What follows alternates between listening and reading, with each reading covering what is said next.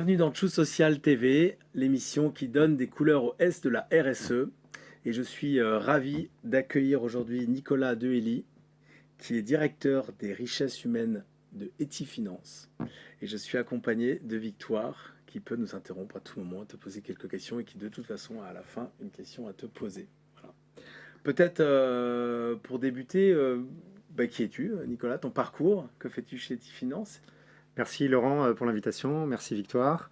Tout d'abord, je suis arrivé chez Etifinance il y a 2 ans, après un parcours à l'international en Allemagne et en Espagne, où j'ai travaillé dans des industries aussi diverses que l'industrie automobile, en usine pendant 12 ans, et puis ensuite dans le secteur de la mode pendant 7 ans, à la fois en Allemagne et puis dans d'autres pays européens. Et j'ai rejoint l'aventure Etifinance en 2020, un projet qui cherche à identifier dans ce monde comment faire évoluer la finance et comment orienter la finance vers des investissements et des choses beaucoup plus louables que peut-être ce qu'on en voit depuis quelques années. Donc c'est un organisme de notation financière, extra-financier, comment tu définirais? Voilà, nous avons 2 cœurs de métier. On est une agence de notation, mais on fait aussi du conseil. Et c'est une agence de notation financière et extra-financière. Donc on a les deux aspects. C'est très important d'avoir toujours les deux aspects à analyser, puisque l'aspect financier est analysé depuis des années. Mais de plus en plus, les lois et les réglementations vont évoluer pour prendre en compte l'aspect extra-financier, environnemental, social et de bonne gouvernance. Et alors comment ça fonctionne? Vous financiarisez des indicateurs extra-financiers? Comment vous notez? C'est quoi les critères? Comment ça fonctionne? Alors le premier aspect, c'est une collecte d'informations. Alors il y a des informations qui sont publiques et puis il y a des informations sur notamment des entreprises beaucoup plus petites et c'est celles qu'on accompagne, des ETI, des grandes PME. On va aller dialoguer avec les entreprises et récupérer cette information sur des critères environnementaux, sur du CO2, sur des impacts sur la biodiversité, sur l'absentéisme, sur la qualité de vie au travail, sur la bonne gouvernance, si on renouvelle ou pas ses commissaires aux comptes, si on a un conseil d'administration qui est mixte, qui évolue. Et toutes ces informations, on va les collecter et on va en faire une grille d'analyse. Et ça, c'est à travers notre palmarès qui s'appelle Gaia, qui existe depuis 13 ans. Donc c'est votre méthode, C'est c'est notre vous qui méthode. avez défini les critères, ce Exactement, sont on les définit vôtres. les critères, on définit aussi, on va dire, la granularité, le détail, et avec ça, on va avoir une grille d'évaluation qu'on va pouvoir proposer à nos parties prenantes, et généralement, c'est des investisseurs, donc c'est des gens qui vont placer l'argent des épargnants, l'argent d'un assureur, d'une banque ou d'un fonds d'investissement, et qui vont peut-être décider les placements parce que la notation ESG aura évolué, sera plus ou moins bonne, ou en tout cas aura une tendance, une trajectoire intéressante. Et là, il s'agit de donner en plus une évolution, parce que chaque petit pas est important. Il ne s'agit pas que d'avoir les meilleures notes du monde, il faut aussi voir l'évolution d'une note, et c'est ça qui est très intéressant dans notre indice. Et vous vous définissez comme une agence indépendante et éthique. Ces deux termes sont forts, c'est en Mhm. opposition avec des autres agences de notation qui le seraient moins ou qui seraient moins éthiques. C'est un Alors, positionnement affirmé, alors, militant. oui, oui, alors on essaye en tout cas de défendre une orientation de la finance plus durable, plus saine. Et pour ça, il faut que, à la fois en interne, on en parlera après avec nos collaborateurs, mais surtout vis-à-vis de nos clients, qu'on ait une position neutre, qu'on ne dépende pas de parties prenantes, d'actionnaires ou de partenaires qui pourraient influencer nos notes. Donc la notion d'indépendance chez nous, dans nos métiers et pour nos équipes, est essentielle.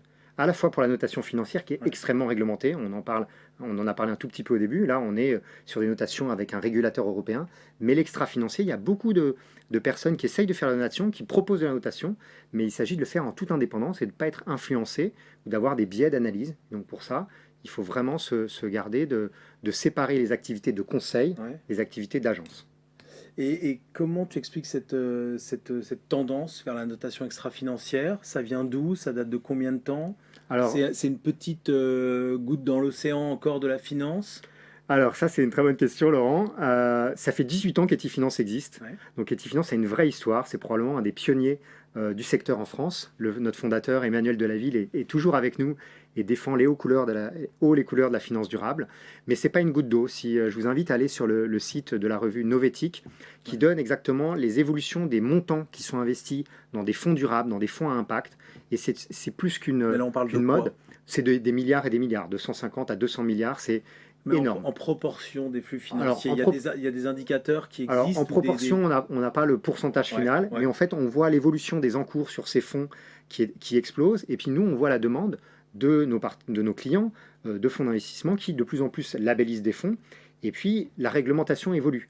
Donc, de plus en plus, il va falloir que les banques, les assureurs, les gestionnaires d'actifs orientent leurs investissements, les placements, à la demande du consommateur et à la demande des investisseurs, vers des placements plus durables. Et la réglementation sur la biodiversité, sur les émissions de gaz à effet de serre, sur la société, sur le S, sur les impacts sur les régions, sur les impacts sur les environnements, les écosystèmes, va évoluer en Europe et va évoluer dans le monde. Et ça, la législation évolue suffisamment vite.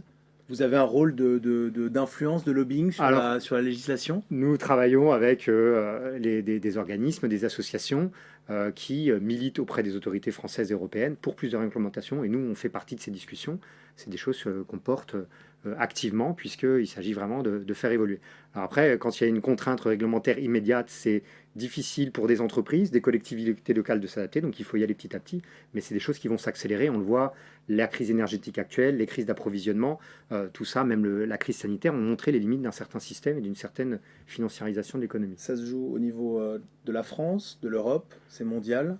Ça se joue au niveau de l'Europe. Ouais. Et puis ensuite, je pense que localement, chaque région, chaque ville doit aussi avoir son évolution. Et donc nous, on travaille avec des collectivités locales, on travaille avec des entreprises françaises et européennes, mais la réglementation va être européenne. Et la vision européenne n'est pas forcément la vision américaine ou la vision asiatique du monde ou la vision africaine. Donc il faut aussi que chacun puisse retrouver sa culture et sa vision du monde dans cette réglementation. C'est pour ça que ça doit être porté à l'échelle européenne. Mais alors concrètement, comment on financiarise un indicateur extra-financier? Si on prend le cas de l'absentéisme, par exemple, une entreprise qui a beaucoup d'absentéisme, Etifinance peut aller regarder cet indicateur-là, contre l'avis d'ailleurs peut-être de l'entreprise concernée, peut aller regarder ce taux d'absentéisme qui est dans le bilan social, et vous allez du coup le financiariser, dégrader une note.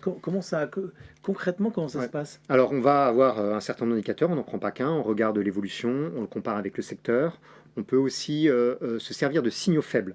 Et ça, il ne faut pas oublier qu'aujourd'hui, tout ce qui est dans les rapports RSE, c'est du déclaratif. Le calcul d'un taux d'absentéisme, ce n'est pas une loi comme le calcul d'un amortissement ou d'une comptabilisation d'une charge dans un bilan. Et donc, en plus de la partie déclarative, il faut avoir du dialogue avec l'entreprise pour comprendre les évolutions de leurs indicateurs. Et puis, on regarde aussi les signaux faibles. Qu'est-ce qui se passe dans la presse? Qu'est-ce qui se passe dans les tribunaux? Qu'est-ce qui se passe dans les publications de recherche, de lecture, de livres, etc. Et donc, tout ça, ça nous permet d'analyser plus en détail les évolutions des entreprises, et c'est ce qu'on appelle la controverse. Ouais. Et donc on peut avoir des analyses qui sont beaucoup plus qualitatives, et on va au-delà des chiffres, on peut avoir une note qui va expliquer la trajectoire RSE, la trajectoire ESG d'une entreprise. Et donc ça, nos clients qui sont abonnés à ces controverses peuvent ensuite avoir accès à une information plus détaillée, plus analytique, et se dire « Ah, mais cette entreprise, malgré des résultats financiers brillants, on a quelques signaux d'alerte, des signaux faibles, qui nous font dire « Attention, peut-être que l'évolution sera différente à terme ». Et globalement, on est à un stade assez avancé de ce virage-là, de l'extra-financier, de cette prise en compte-là dans l'évaluation de la performance financière. On est au début, tout le monde s'y met un petit peu. Alors il y a des acteurs qui sont très avancés, qui font ça depuis des années, qui sont dans notre palmarès Gaïa depuis 10 ans. Et puis on a de plus en plus, nous on le voit dans la demande de nos clients, il y a de plus en plus de demandes de labellisation de fonds, d'analyse des actifs. Ça peut être des actifs notamment immobiliers. Maintenant, l'immobilier, c'est un des plus grands enjeux, les bâtiments sur la rénovation thermique notamment. Et donc, on a des clients qui nous appellent pour plein de ces problématiques. La biodiversité aussi. Et on n'est pas que sur de l'environnement. Peut-être qu'on fera la transition avec ce qu'on fait avec nos équipes. Mais les problèmes les problèmes sociétaux sont au cœur. L'environnement a un impact sur la société, un impact sur le mode de vie, et donc ça va être un des cœurs du sujet aussi de demain. Du coup, vous devez avoir une pression de vos salariés ou de vos candidats qui ont envie de vous rejoindre, j'imagine, pour des raisons au-delà de l'intérêt du job, etc., des raisons d'impact. Vous-même, vous vous confrontez à tout ça? Vous êtes alors on a approchable, parce que ça doit être difficile de manager avec ce niveau d'exigence pour les autres. On a des candidats qui, quand ils candidatent chez Etifinance, le font très souvent par conviction. Donc ils sont déjà beaucoup renseignés sur l'entreprise, ils nous posent des questions assez précises sur notre niveau d'engagement, sur vous êtes de la finance éthique, mais qu'est-ce que c'est la finance, est-ce que ça peut être éthique? Donc on a des vraies questions passionnantes, et donc on se doit ensuite que dans nos métiers, on a parlé beaucoup d'indépendance, de qualité, ça c'est au cœur de nos métiers, c'est que nos candidats ensuite doivent vivre ce qu'on leur a expliqué sur notre ambition d'être cette agence indépendante. Parce que là vous avez une grosse croissance, c'est une centaine, vous venez d'acquérir une entreprise en Espagne, c'est ça, 25 personnes, où vous fusionnez, vous intégrez, et vous recrutez sur quel profil? Alors, Ou vous internationalisez? ouais, donc on a à peu près toutes les problématiques que peut avoir une entreprise en forte croissance. Le recrutement, la formation, l'intégration, les plans de carrière. Ouais. Et donc ça, on construit au fil de l'eau. Il y a des choses qu'on invente avec les salariés, avec le CSE qui a été mis en place il y a plus de 2 ans. Le CSE a été mis en place avant d'arriver au seuil pour pouvoir justement dialoguer et prévoir cette croissance, parce qu'il faut qu'on ait des relais au sein des équipes et que les équipes puissent nous dire non mais là il faut qu'on s'organise différemment, là il faut proposer des formations, là il y a un sujet sur lequel on est complètement en retard, et donc c'est des sujets sur lesquels on a avancé, et l'entreprise s'invente au fur et à mesure de la Et vos croissance. propres indicateurs de performance extra-financier, vous, chez Tifinance, c'est lesquels? Vous regardez quoi? Alors déjà, on regarde la satisfaction des employés, et Ouais. donc ça a été la grande question de notre CSE, c'est il faut mettre en place un questionnaire de satisfaction. Donc on a commencé à le travailler en interne, et nos équipes nous ont dit mais comment est-ce qu'on va créer les questions? Est-ce que vous n'allez pas orienter un peu vos questions de telle manière que ça sorte bien? Et donc ça, c'est le côté un peu militant de nos équipes. Et on a répondu à ça en partie avec vous, hein. On a lancé le questionnaire Happy Index avec Choose My Company. Et l'idée, c'est de mesurer vraiment cette sensibilité-là, et au-delà des valeurs que chacun incarne, avoir aussi une opinion indépendante, parce que c'est très difficile de s'auto-évaluer Ouais. dans ces sujets-là quand on se veut une entreprise, agence indépendante ESG. Et donc, on a voulu éviter ce biais interne. Et donc, on a fait appel à vous pour ça. Et c'est très Donc ça, c'est intéressant. un critère Ça, c'est un social critère de social. ressenti de C'est partie un critère prenante. social. L'environnemental, Alors, environnemental, nous, notre plus grand actif et l'actif qui consomme le plus d'énergie, on va dire, c'est le cerveau de nos équipes. ouais. On n'a pas de machine, on n'a pas de produits à vendre Ça va, ça pollue concrets. pas, ça. Donc, a priori, ça n'utilise pas trop de CO2. Mais ce qu'on a mis en place, c'est notamment la flexibilité au sein des Ouais. équipes, un télétravail assez massif, qui est un petit peu le résultat de la crise sanitaire. Et on a posé la question aux équipes, est-ce que c'est un dispositif que vous voulez poursuivre ou pas? Et on l'a poursuivi avec une règle qui est assez simple, la règle, c'est qu'il n'y a pas de règle.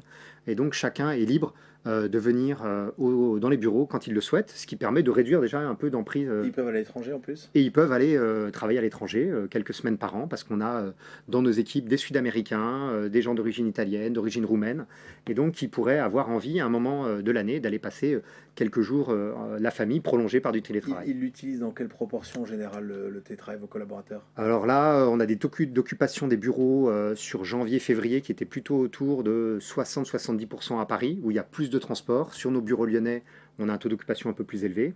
Et puis, en période de vacances scolaires, on a environ 40% des collaborateurs qui ont des enfants, qui peuvent aller travailler dans leur famille, mais tout en travaillant, en ayant les enfants à côté à la campagne. Donc ça aussi, c'est des choses chez notamment les parents qui commencent à rentrer dans les mœurs. Et vos Voilà. prochains projets de développement, c'est de l'international? Vous allez Alors, encore acquérir d'autres sociétés dans On d'autres a, pays? on a l'ambition d'être une agence européenne. Aujourd'hui, c'est la France et l'Espagne. Ouais. Donc, il faut développer le marché espagnol, mais on regarde dans d'autres pays en Europe, puisque la problématique est européenne. Victoire? Petite question finale. Sur votre site internet, vous avez 3 valeurs principales que vous mettez en avant, que vous devez bien connaître, du coup, Ouais. j'imagine. L'audace, l'engagement et l'échange. Mhm. Comment est-ce que vous les exercez concrètement au quotidien? Alors, l'audace, c'est laisser la liberté à nos salariés de nous proposer des nouveaux produits, des nouvelles innovations. Et ça passe par se voir dans les bureaux. On a parlé de télétravail, mais c'est important que les équipes puissent se voir. Et on a régulièrement des propositions, d'idées, notamment avec la biodiversité. Et donc, l'audace, ça passe par permettre la créativité en interne. L'engagement, on est engagé sur plusieurs choses. Déjà, le bien-être de nos salariés, c'est un engagement. On a pris des bureaux d'un certain standing dans Paris pour que vraiment les conditions de travail soient bonnes. Et puis, on réfléchit aussi à l'engagement en tant que société avec des parties externes. C'est des projets qu'on veut mettre en place, qu'on n'a pas encore mis en place. En fait, on a grandi tellement vite qu'il faut aussi arriver à constituer des noyaux d'équipe. Sur 100 aujourd'hui, on est 2 au RH sur 2 pays. Et donc, on a des projets très importants, mais cette partie-là, elle n'est pas encore tout à fait finalisée, même si on a pas mal de demandes aussi d'associations qui veulent travailler avec nous. Mais on essaye déjà dans nos achats d'avoir des achats responsables. Donc on fait travailler des associations qui font travailler des handicapés, par exemple, pour tout ce qui est papeterie. Donc c'est des petites choses comme ça qu'on essaye de faire au quotidien. Et puis ensuite, échange. Avec le CSE, on se réunit tous les mois. Mais ça peut être des réunions improvisées avec beaucoup de nos équipes. C'est quelque chose, le dialogue qui est permanent avec les équipes dans tous les pays. Voilà. Bah, merci beaucoup. En tout cas, si vous voulez participer, contribuer à une activité financière plus vertueuse, ben, rejoignez Etifinance. Merci C'est un Laurent. message. Merci beaucoup Nicolas d'avoir été avec nous et merci Victoire. Merci beaucoup. Bonne journée. Bonne journée.